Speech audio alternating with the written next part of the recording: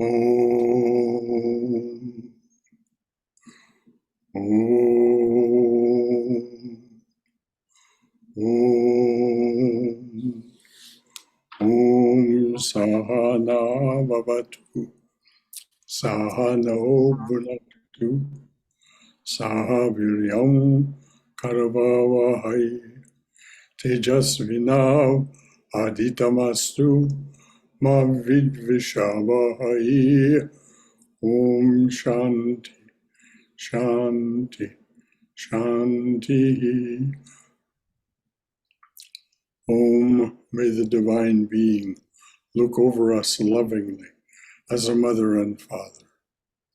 May the divine being support and nourish us as a mother and father. May we have the strength and skill to study together the art of spirituality. May no misunderstandings arise amongst us. Om, peace, peace. Peace be unto thee, unto us, and to all your beloved children everywhere. Hari Om Tat Sat. Well, namaste and welcome everyone to our Sunday morning talk at 11 a.m. The subject of this morning's talk is Durga, is she real? And I'm going to pull up that talk.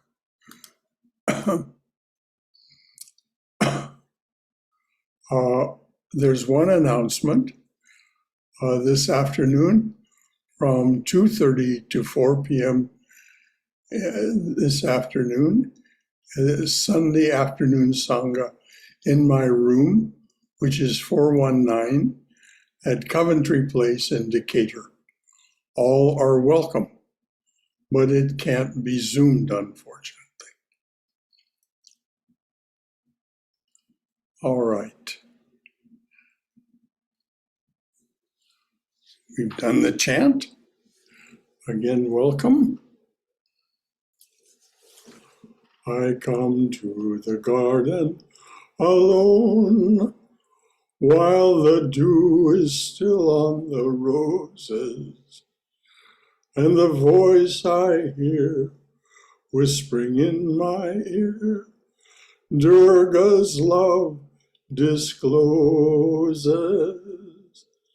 And she walks with me, and she talks with me. She tells me I am her own. The joy we share as we tarry there, none other has ever known. She speaks, and the sound of her voice is so sweet, the birds hush their singing. The melody that she gave to me within my heart is ringing. Oh, she walks with me and she talks with me. She tells me I am her own. The joy we share as we tarry there, none other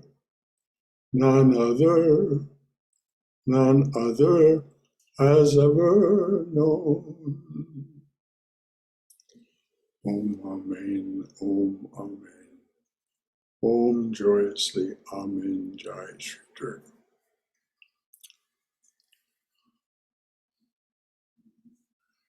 So we're going to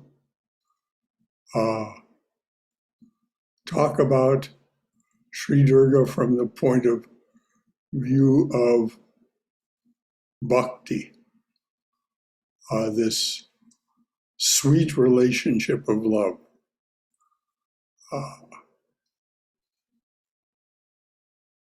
It begins with a feeling of reverence or awe. This bhakti, this sense of devotion, begins with a sense of reverence, of awe, which may slowly grow into a conviction that everything without exception is manifests Durga's power and grace.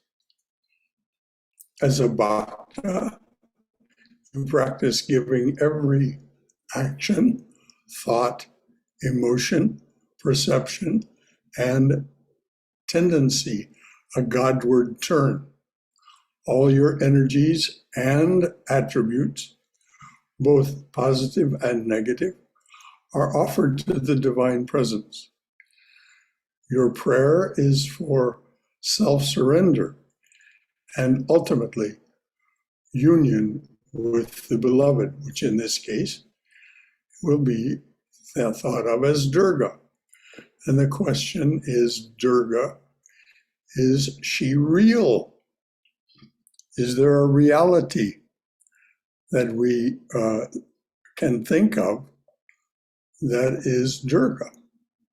Swami Vivekananda said, you see, I cannot but believe there is somewhere a great power that thinks of itself as feminine and is called Kali and Mother. He also referred to it as Durga elsewhere, as did Sri Ramakrishna. And there's what the Devi Mahatmyam, 700 verses on the glory of the Divine Mother.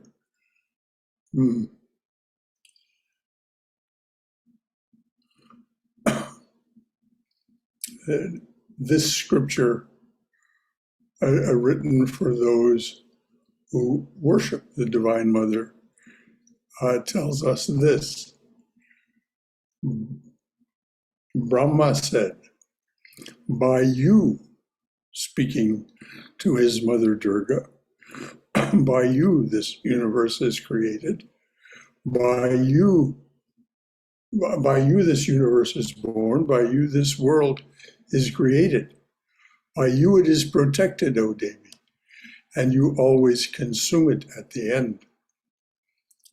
By you, who are always of the form of the whole world, at the time of creation, you are of the form of the creative force. At the time, excuse me, at the time of sustentation, you are of the form of the protective power. And at the time of the dissolution of the world, you are of the form of the destructive power. You are supreme knowledge, you are the supreme knowledge, as well as the great nescience, the great intellect and contemplation, as also the great delusion, the great goddess, as also the great Asuri, which means demoness.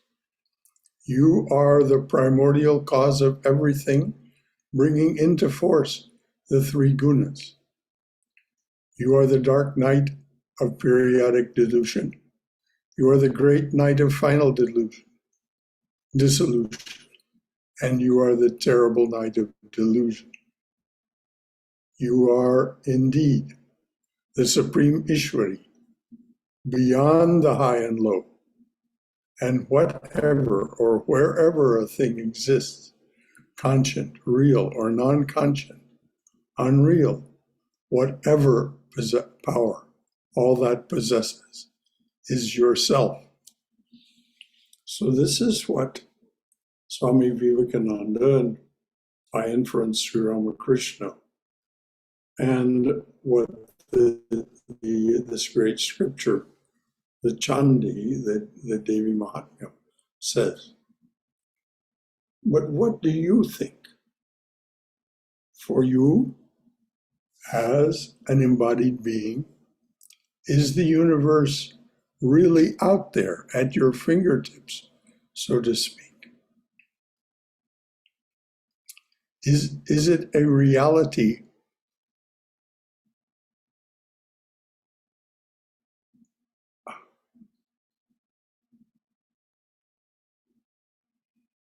Oh, is it a reality of Durga's matter and energy that you,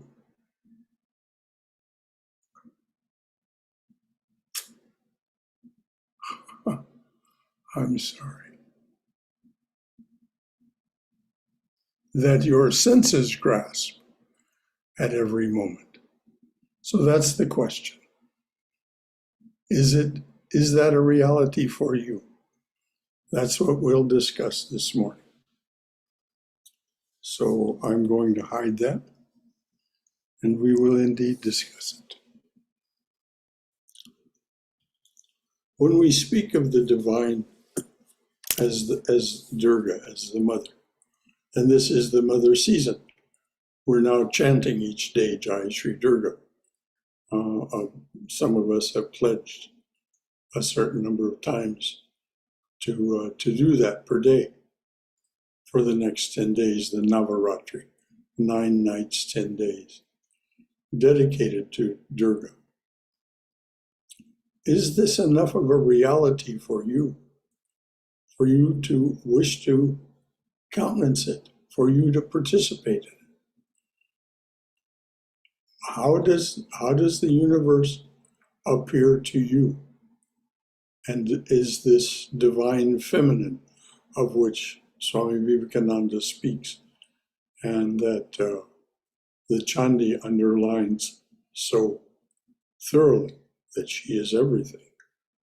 She is the all-pervading Devi who constantly presides over the senses of all beings and governs all the elements. In other words, she is the all-pervading Devi, omnipresent, who presides over the senses of all beings, omniscient, and governs all the elements, omnipotent. This is what the Chandi says. So what do you think? Anything at all from anyone? Brother, this is Gaurav. I'll Yes, go. Well, I think, let me turn my camera on. Yeah, I think she is a vast ocean, and I perceive her to be that ocean, and I'm just floating in it, floating in her arms. And when you say ocean of what? And what does it mean to you to float in it? Ocean of Maya, which is her. Mm-hmm.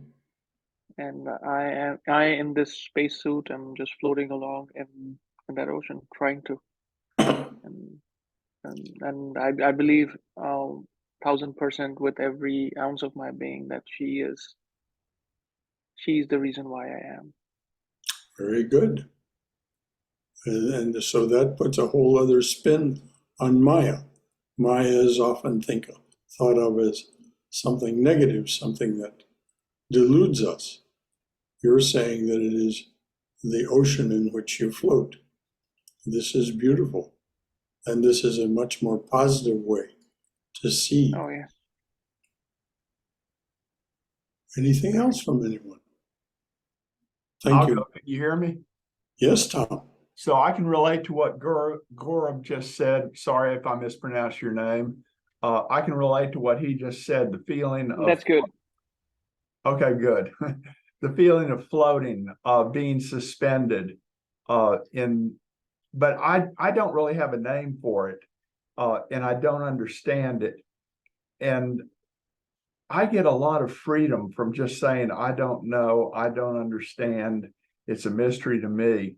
That's liberating to me. It's like there's a part of me that wants to hold on to some firm model of reality and say, I understand, I believe, but it's an incredible, wonderful relief just to let go and say, I don't know, but I'm here and it feels good. I don't know anything, but I'm here and it feels good. And I'm going to keep living my life moment to moment, just one breath at a time, one moment at a time. do good and be good and enjoy the experience. But your initial thing that Vivekananda said, there must be a feminine power somewhere. Maybe not. I don't know. That was his direct experience, Tom. Okay, so that was his direct experience. So then no doubt about that. He experienced that. Yeah, I have various experiences. I can't put them into words. Anyway, it's a pleasure to be here. I like to talk to the group and see everybody and them see me. And good to see you, Shankara. Good to see you too, dear. And exactly, we can put a name to it if we wish to put a name to it and have this relationship with it. That's what that song was about. She walks with me and she talks with me and she tells me I am her own. This is an experience for some. Certainly it was the experience of Swami Vivekananda and Swami and Sri Ramakrishna, that they had this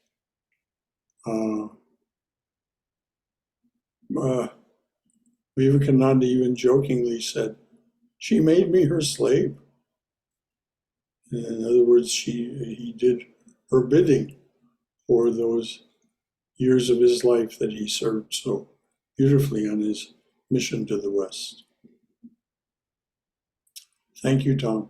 Well, let's see. I'll say one more thing. I said that it's an incredible relief to let go of trying to know and just being suspended in the mystery.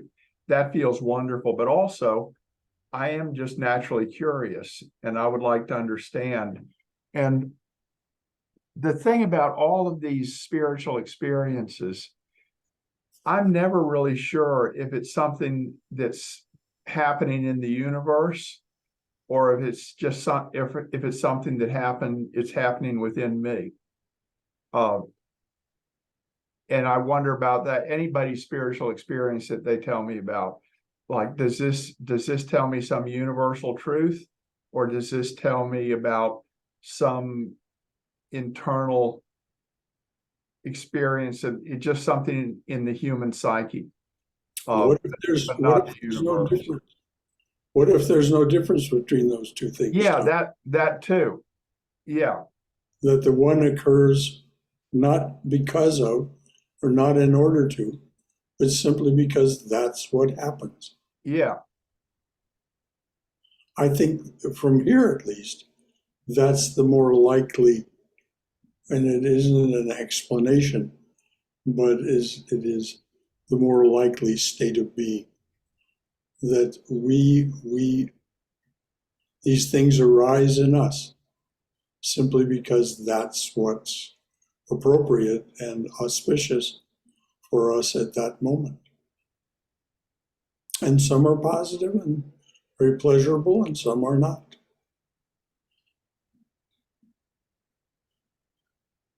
Anyone else? Anything?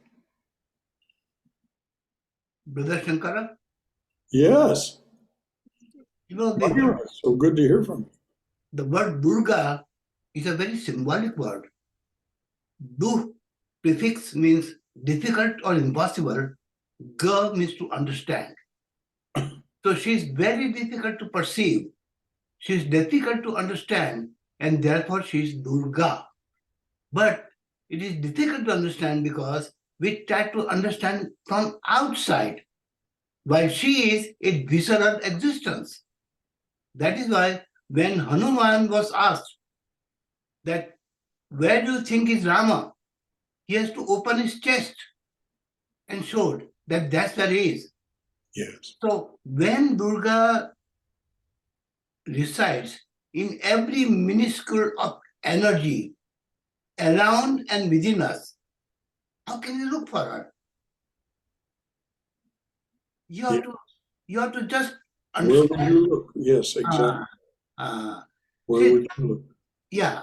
So to call her feminine is good in a way, but it is not good in a way, because when we say feminine, we are not referring to the gender. We No, are far beyond that. We are far beyond that. And that is why all of them are avatara. For example, Rama was an avatara, Buddha was an avatara, but Devi never had an avatara because she was always there all around. So she didn't have to come down in a human form. We visualize in a human form for our crude understanding. But when we go through a subtle understanding, you understand that she has been there always, she will be there always, she is there always, and therefore don't look for her anywhere else. yeah, Feel her inside, and she's there. and that certainly answers the question, is she real? Because that is the reality that we experience, which is why it's so inviting to experience what Swami Vivekananda and Sri Ramakrishna said, that they experienced her as this great divine feminine power. But is she limited to that? No. There's no such thing as limitation as far as the divine is concerned. In the infinite, the changeless, the eternal, there is no limitation. Thank you, Bhagavad, as always. Brother Gaurav here. Yes. Just a quick note, like Durga also means kind of a fort, which is impassable, which is impenetrable, all powerful kind of thing. What was the word again? Durga means fort. It's a fort. It's a, Yes. yes. It is impassable, impenetrable means it's there to protect you, kind of thing. So that is where the name Durga is assigned to the goddess, because she is She is omnipotent, our fort. omnipresent, She is our omniscient. fortress. Yes. And of course, this fortress idea was Yes. very much taken up by the Christians. Yes. And Sri Ramakrishna also said that the householder is the true hero, because the householder, who is also a spiritual aspirant, is fighting from within the fortress of the household with 2 swords and no shield, fighting the fight of worldly life with the left hand and the left sword, and fighting the battles and struggles of spiritual life with the right hand and the right sword. So he said, this is the true hero. And another thing, brother, this is what I have understood is she also comes with her son. When she sends them, she comes in some capacity. Like Sri Ma, we believe she is an incarnate of the Divine Mother, and Mother Mary was also Divine Yes. Mother herself. So Yes, it's just interesting. clarifying that. Well, it's interesting that Holy Mother, Sri Sharda Devi, was once asked, do you come with each of the incarnations? And there was no qualification. Jesus was not left out. Buddha was not left out. She was asked, do you come with each of the incarnations? And her simple one-word answer was, yes. So there it is. Wherever we look, and if we look at the story of the wedding at Cana of Jesus and Mary, we see clearly who was in charge. It was the mother who was in charge. The wine was made. Yes.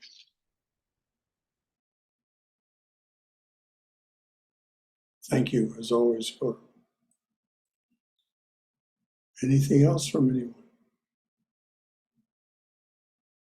Brother, this is Fred. Yes, Fred. Namaste. Namaste. Greetings to all in the class. It's so interesting or surprising. I don't know what it is. I believe you asked a question about what is the nature of reality or how does it appear? And it's it seems like on this path, or at least for me, certain questions come up along the way that seem to occupy me, and I seem to think they're very important. And I too, like Tom, I build these models, and then they seem to get smashed down by new revelation, whatever. So, so the latest one is this thing about so many of the great masters say, or at least I have understood them to say, that all is an illusion, that nothing really happened anytime and no one is really here, or these kind of fantastic statements. And I never could understand them in it. And that seems to be what I'm, for some reason, concerned with. So I really appreciate the topic. Well, And- you stated the extreme Advaita position, that nothing ever happened. Brahman said, I am one, I shall become many. But that was simply a dream that began. It was not a reality. Nothing ever happened. So when they say that all is an illusion, they mean that it is not something that is within time, space, and causation, because there is no such thing. It is all within the eternal, infinite, and unchanging. And the only reason we know that is because we are that, which is exactly what one of the great Upanishadic statements is. Tattvamasi, thou art that. And so what we think we perceive or know in these models that we build, they're just a way to occupy our attention. Is there anything wrong in it? No.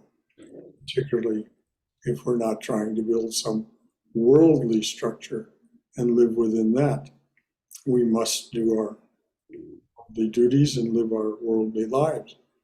But it doesn't mean that we create that as a structure that we believe in, because we know that it's going to, whatever we build, it's going to come and go with this spacesuit, which is not a very long-lived thing.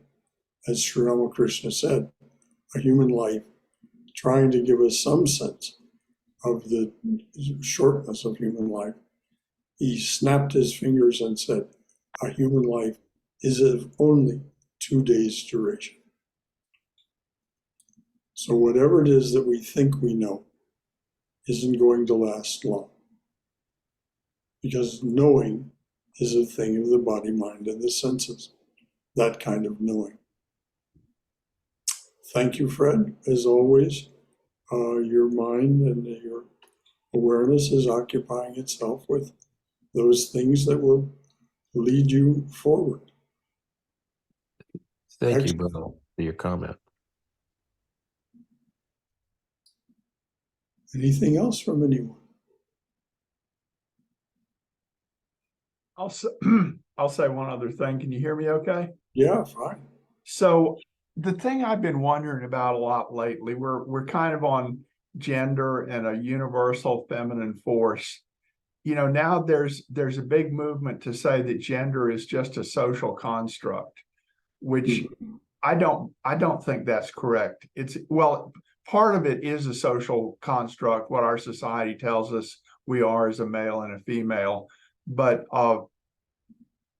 at least a big part of it is biological.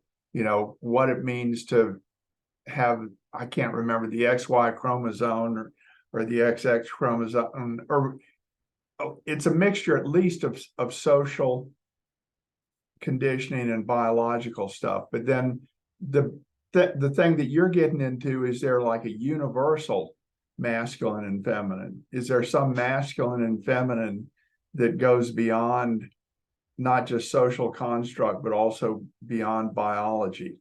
What do you think?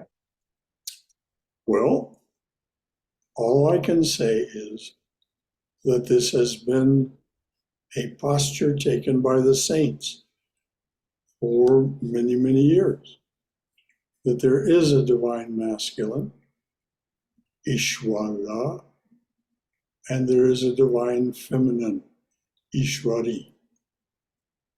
The two of them together, Ishwara, is the one who is beyond time, space, and causation, but somehow the energy of being that is what is offered to us as the divine feminine in the manifestation of this creation in which we seem to participate. The difficulty is that the more we try to think about this with our mind and our intellect, the more we're like a dog chasing its tail. So the idea is, don't try to think about it. Retire within through your spiritual practices and experience it. And as you experience it as an ever greater silence. You sink below the level of the thoughts, the emotions, the everyday perceptions. They continue to go on as long as the spacesuit exists. All those, but you sink below them into a kind of silence that speaks in its own language. As Meister Eckhart said, the speech of God is silence. What God says to us is in silence. All language that we speak is no more than a poor translation. So we have those experiences if we allow ourselves to sink into them. They cannot be put into words. And if we do put them into words, we have to admit how approximate our sayings is. So when the saints and sages tell us what they tell us, they're telling us these things within that construct of this approximate kind of way of communicating with one another. This is why it's said, if you really want to learn from a spiritual teacher, just be in their presence, and particularly invite their touch. Let them touch you. It's in this, it's said it's like lighting one candle from another. Your candle, which had remained unlit, will be lit from the candle of their glowing being. Now again, these are all just ways of talking about it. These are all metaphors. But it is the experience of many, including this, that you can indeed have your inner awareness and your inner yearning for greater knowledge, spiritual knowledge, ignited by being in the presence of these great ones. So take every opportunity you can.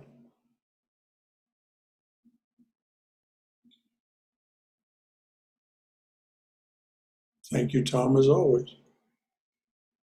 Anything else from anyone? Thank you. Shankara, Yes, dear. Uma, so good to hear from you. yeah. Please pardon me. My voice is still very weak, but I am recuperating And I Yes. want to make one point.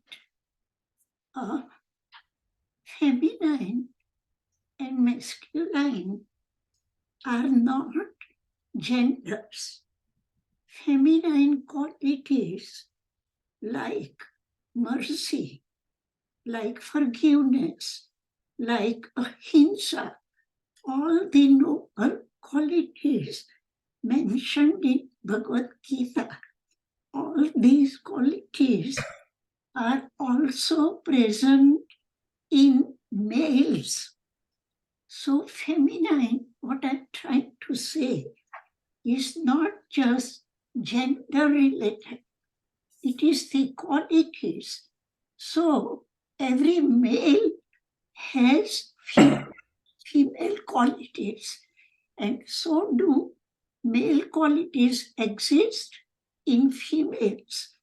So what we are trying to focus when we say mother of the universe or mother incarnate, we want to highlight those qualities which are benign, like daya, mercy, forgiveness, etc. But at the same time, female qualities which are noble and benign, they can also take the other form of being chanti, that power, which is punishing power. If, like in Chandi part, Mahishasura, if some Mahishasura appears, a feminine quality which is usually associated with all the forgiveness and benign qualities can take a very, not destructive, but punishing power in the sense of good. That so female includes male qualities, just as every male includes female qualities. Well, yes, as it says in the Chandi, Mother, it is your nature to subdue the conduct of the wicked. Yes. These are her children as well. She is not only the great goddess, the great Devi, she is also the great Asuri. She is the mother of these wicked children. And at times she must bring them to curb. Yes. And so it says, Mother, it is your nature to subdue the conduct of the wicked. Yes. And sometimes that's not very pretty. Definitely the subduing of Mahishasura was not pretty. It was very bloody. Yes. And that's just one of the 3 chapters told of in the Chandi, in which Mother had to gather together all of the powers that had been distributed among the devas, gather them under herself, and defeat some great Devi, great Asuri, or some great Daitya, these demonic personalities. And so this is, where do we draw the line masculine, feminine? As Tom said, there is this biologic aspect to it, which is nothing more, according to John Dobson, than the desire of the race to perpetuate itself. Yes. He says this is our genetic imperative. So we must learn through spiritual practice to counter-cheat our genes, to not let our genes lead us into these entanglements which produce children. Now, is there anything wrong with having children? Of course not. It's one of the most noble things that we can do. But we must, according to the scriptures and according to the teachers, we must do it deliberately, 1 or 2, perhaps 3, but then finished. and that the two who had been producing children then continue their life together as spiritual sister and brother. All very easy to say, not so easy to do. But that's true of all of our spiritual practice. So easy to just say them out. Or sit for meditation. Or sink into the silence. Or all of these things. So easy to, spit out that deceptive language. Deceptive. Brother, Yeah, go ahead. Brother Gaurav again. So the thing is, even if means you see sitting and meditating is obviously has its own benefits, huge amounts. But other than that, even if you're working and you do the ceaseless prayer, like that book you had mentioned of Divine Mother, it also has tremendous effects. Oh, yes. While you're working, just in your mind, you keep chanting her name. It's ceaselessly. The more you can keep your mind attuned in that direction, the more powerful it is, and the more powerful you become, the more effective and efficient. Krishna is very explicit about this in the Gita. The higher you keep your mind tuned, the more effective and efficient you are. Why? It's very simple to understand, because you're not distracted. You're focused on what it is that is to be done, next thing to be done, next thing to be done. And without distraction, you do it, not only do that thing, but do it efficiently. So you become quite powerful, which is why the saints are so powerful and actually have to be a little careful that they not overuse the psychic powers that manifest as a result of having become so thoroughly disciplined in their focus of concentration. It goes back to the book you had recommended, I think The Way of the Pilgrims, or Yes, the way of the pilgrim. Yeah. The way of the pilgrim, and the pilgrim follows his way. What a pair of books. Wonderful, wonderful stories of what happens when you learn what it truly means to pray without ceasing.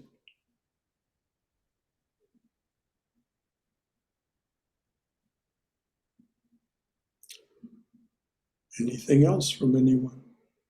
Brother This is Shankara, precisely what we should be doing. Brother Shankara, this is Sunil. If you would allow me, I would like to ask question about the illusion and reality. For quite some time, I have been watching Swami Vivekananda from Vedanta, New York Society. So what I understood was he explained that, there are three levels of realities: absolute reality, which is Brahman. The second level is empirical or relative or transactional reality, which is this universe. I am here, and Ishwar is the embodiment of Brahman here. And the third is the dream state, which he mentions as the illusion or projected reality. So what I understood is all of them are reality, but the level of reality is different. So what I do not understand is which one is illusion? Is everything illusion other than the absolute reality? Well, from the perspective of pure Advaita, even the so-called absolute reality is not a reality. But this is a functional definition, the one that the Swami has given. It allows us to select from moment to moment which of those three realities we wish to exist in. If we wish to exist in the absolute reality, we withdraw from all interaction with body, mind, intellect, with the senses. This is usually done through concentration and meditation. If we wish to be in this transactional state, then we say, all right, what is auspicious for me? What is needful? What shall I do? And so you do the needful with awareness that what you're doing comes and goes and is only a product of the capabilities of the spacesuit. Now, this third reality, this dream reality, this is, as Vivekananda said,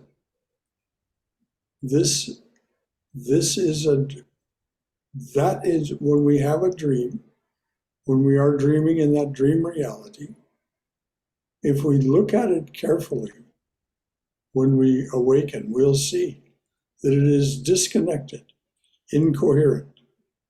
It is not real in the sense of continuous, unchanging, infinite. It is constantly changing. But he said, no one can convince me that the waking state is not also dreamlike in that sense. We, through our power of our ability to connect things, create what seems to be a seamless reality from moment to moment.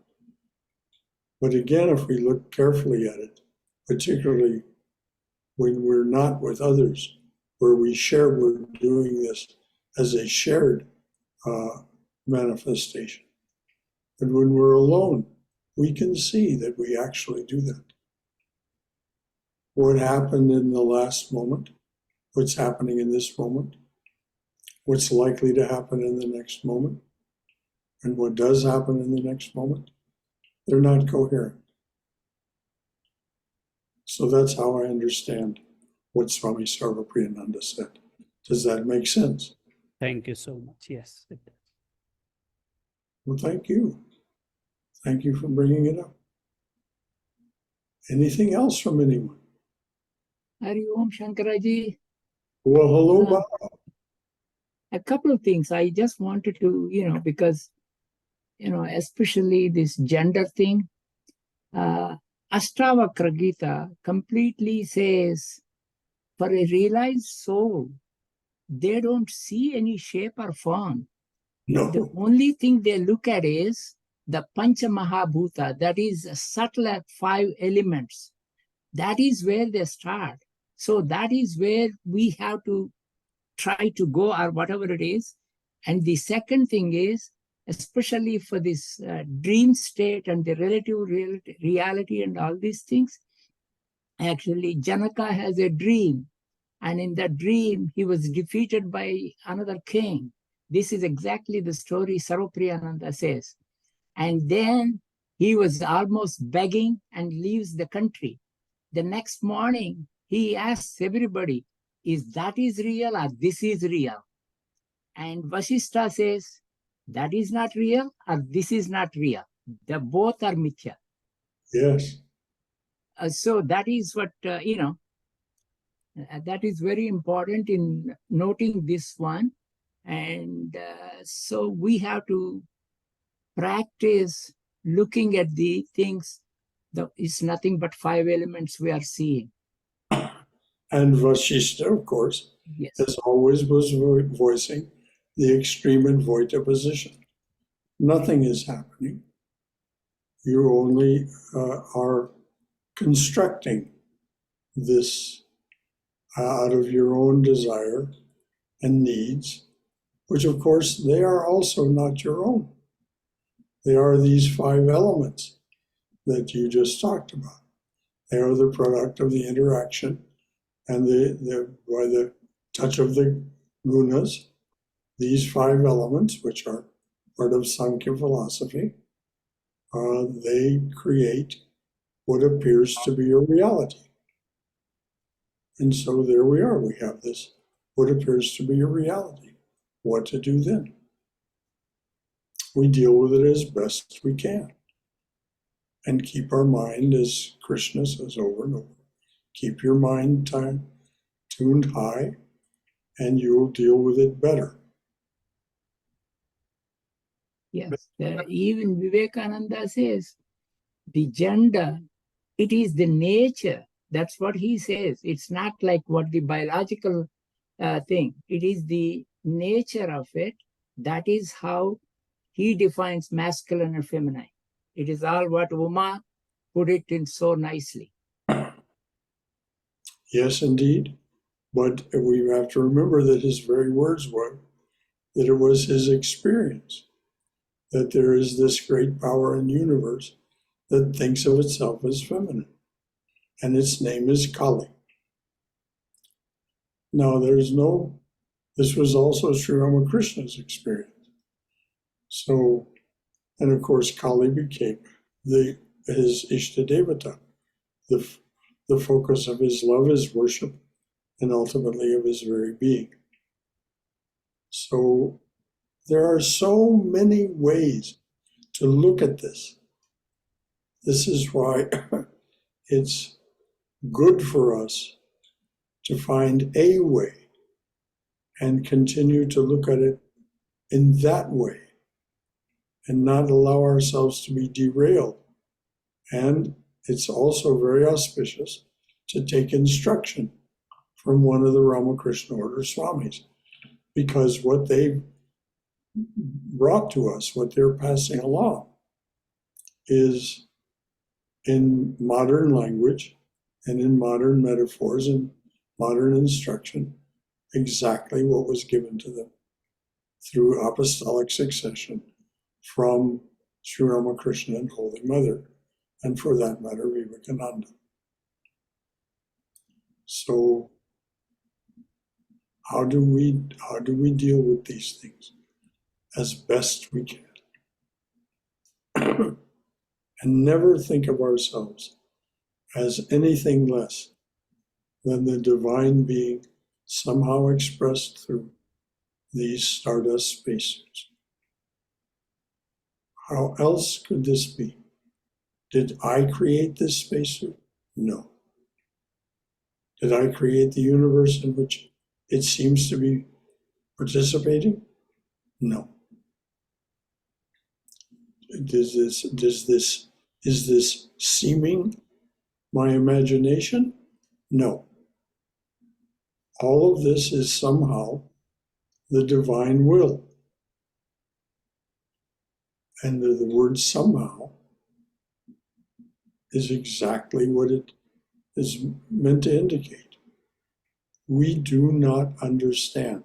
It is beyond the capacity of the finite mind to understand this. We can experience it. And that experience, as has been said by a number of people, most explicitly by Tom Carr and also by Uma, it cannot be put into words. We experience it, we have the experience, but it somehow eludes us to put it into language that anything but approximates what it is we've understood, which is what we're doing here this morning. How are we doing for time? Brother Shankara, Yes, Bhagavat. Carrying that thought of Panch Mahabhuta further, it is interesting. Man divided them into peculiar genders. Agni, man. Vayu, man. Varun, man. Vasudha, Prithvi, woman. Gagana, neutral. So this goes to show that whenever we try to understand with our human understanding, we are going to fail. Like you said, the moment you put it in words, it's wrong. Yes. And that limitation we have got to accept as we go further. Otherwise, we can be confused. It is not only transgender, it is ultra-gender. Because transgender also, we twist in a particular way. But it's ultra-gender, beyond that. Ah, I like that, ultra-gender. Yes, beyond gender. And that, of course, has got to be the truth of the reality, capital R. It cannot be defined by anything. It cannot be defined by any limitation, certainly not by the definition of something as simplistic as gender. So, as usual, Bhagarat, thank you for bringing that up. So right. Yes, ultra-gender, beyond gender. So why concern ourselves about it? Well, only because that is the subject of this morning's talk. Is Durga a reality? I have to jump in. Please jump in. I love all this conversation about this. First of all, is Durga real? If Durga changes something in you, if chanting to her, thinking about her, looking at an image lifts you higher, then she's as real as she needs to be. Yes. That said, as far as the gender thing, labels limit. Okay, labels create limitations. Limits create labels. I mean, it's a vicious circle. Mm-hmm. And in the relative reality, it's all about labels. It's all about, hot, cold, male, female, this, that. And I think, one of the most difficult things is for human beings to hold two opposing ideas as true. Like, Yeah. There are two genders, there are multiple genders, there are no genders, there's an ultra gender. I see a lot of people in today's barely, but more tolerant environment, expressing this just desire to escape these gender roles, which I totally get and totally applaud. However, it seems like in that atmosphere, there's also kind of like this hyper labeling that some of these people are doing to themselves, which again, labels, whether they're self-imposed or externally imposed, they limit us. Mm-hmm. And the more limitations we put on ourselves, the less free we are. Free on a relative plane as well as free on a spiritual plane. Right, which leads us inevitably to the idea that if indeed I am a participant in this spiritual reality, in this uber reality, then I cannot be limited in any way. But I experience being limited. That too is part of the play. And so, again, I use the expression of a dog chasing its tail. The only thing for us to do is allow ourselves to simply experience the most profound aspects of ourselves, knowing that there's no way that we can understand that intellectually or put it into words that anyone else is going to understand. The most skillful at putting these things into words that others can understand are the avatars. They give us, the Gospel of Sri Ramakrishna really gives us some material to work with. The Gospels of Lord Jesus Christ give us something to work with. When Christ says, "Seek ye first the kingdom of God, and all else shall be added unto you. All else shall be added unto you. All knowledge, all wisdom, all that was hidden will be revealed. Now that is the stupendous promise that only an incarnation can make. If you find your way to the kingdom of God, to the King of God, to the King within that kingdom, and form a relationship, as Sri Ramakrishna says, with that divine presence, then all that that divine presence is, and so to speak, represents or knows, will be revealed.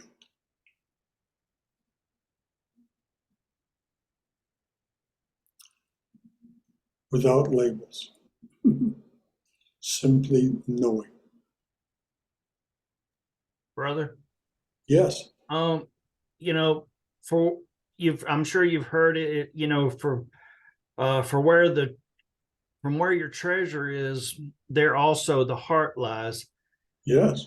And, you know, and the mind follows as well. And you know, everything kind of follows together. So, you know, you ask the question, is Durga real? If your heart lies, if that's where your treasure lies, then it will become a reality to you. And so, you know, I've been paying a lot of attention on how, you know, reality follows, you know, the mind and how it's created. And, you know, and I think that's what some of these old verses are trying to tell us is, you know, you are what you think about. Yes, exactly. Exactly. So the more you think about the higher aspects of what it is it's possible for you to be and experience, the more you will manifest that. And finally, at the end of that is freedom or liberation or moksha or samadhi, and many words for it. Finally, all that would be a limitation simply evaporates. Now, what does that mean? I don't know. But I can quote it to you. And all of the great teachers who brought it to us insist that it's true. Adi Shankaracharya says, don't worry so much about this. He says this, that you're experiencing, you're creating it as a superimposition on the reality. And you're doing it because you want to, like you are making a snake out of that rope, simply because it's more interesting to have a snake than it is to have a lifeless rope. But, you know, hence the reasons the Swamis and, you know, Sri Ramakrishna all tell us, keep your mind on the avatar or on God. Exactly. Stop worrying about rope or snake. There's something there. What is it? What is it that's being superimposed on?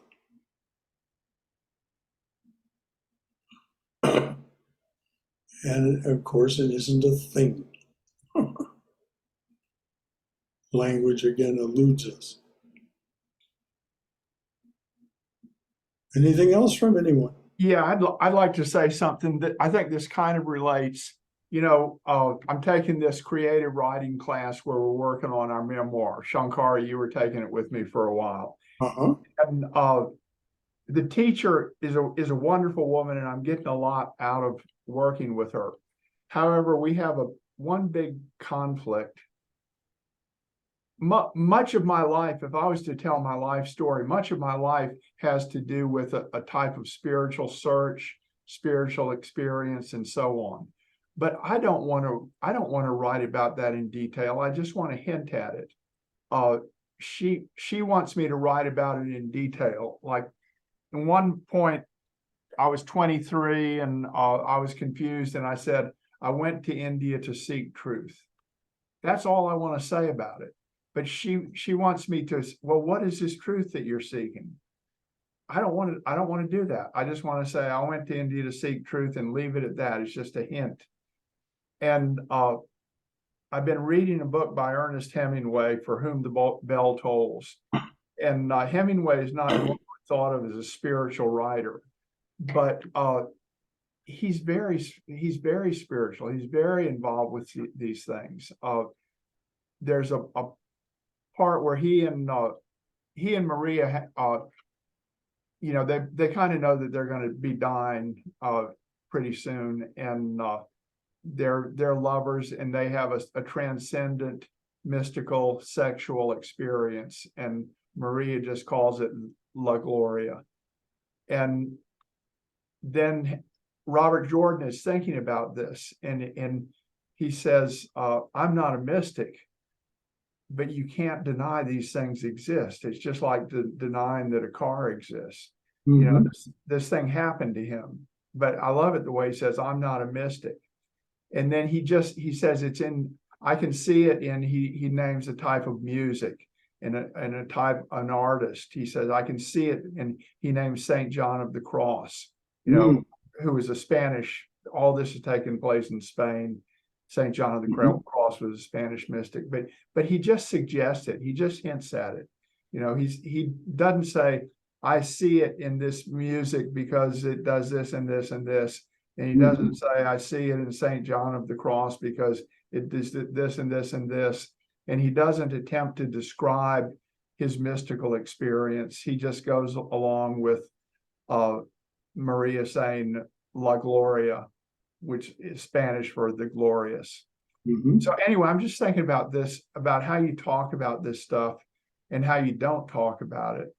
And sometimes it's better not to talk about it or just to hint at it. And you know what I'm doing? I'm kind of practicing here for what I'm going to say to my writing teacher next week. Very good. Very good. So anyway, thanks for listening as I do my practice session. Well, thanks for sharing with us, as always. Anything else from anyone? Well, you know, as far as what Tom was saying is, you know, people that can hear it will hear it. People who can't won't. And when he says, you know, I went to India seeking the truth, he doesn't have to tell me anymore. I already know what he means. Yep. But those who, as you say, who can't hear, they want you to tell them, well, what do you mean by the truth? What was it you were seeking? And why are you seeking? And why aren't you content with what you are without seeking? All those questions arise. And there's no way to answer them for people. No way to satisfactorily answer them. So it's why Tom says he just wants to hint at it. Thank you, Bhagavan Das. Anything more?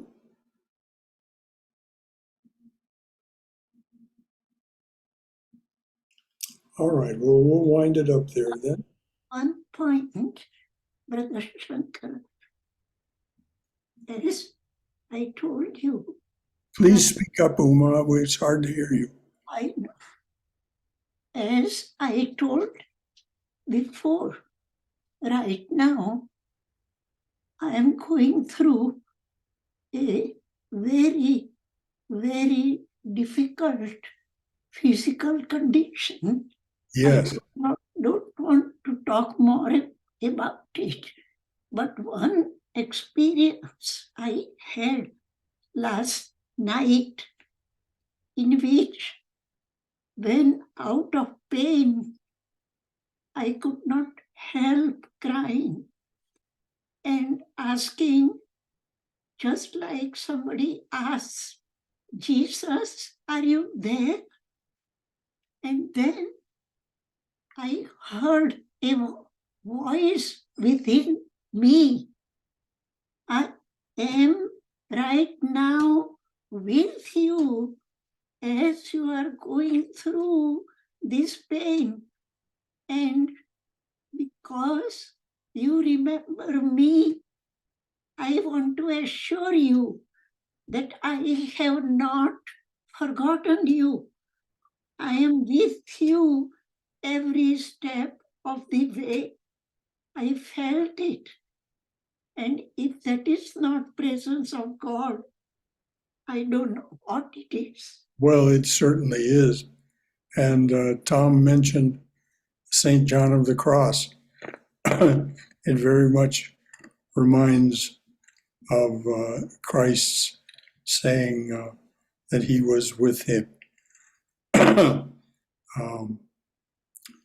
Both Christ and Mother Mary were with St. John of the Cross. And so it was very clear that Christ is with you. And I am very familiar with that state that you're talking about, dear. Yes. And crying out to the divine presence, saying, are you there? Are you there?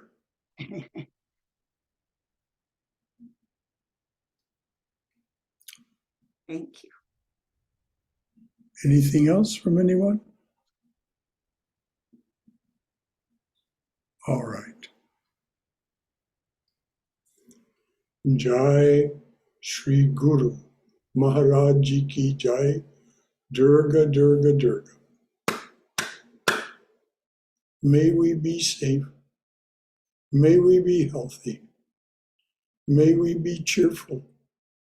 May we have peace of mind. And may we go forward, secure in the knowledge that we are in the loving and protective embrace of the divine being as our mother and father, the divine being who supports and nourishes us, the one who looks over us lovingly as a mother and father. That being embraces and protects us.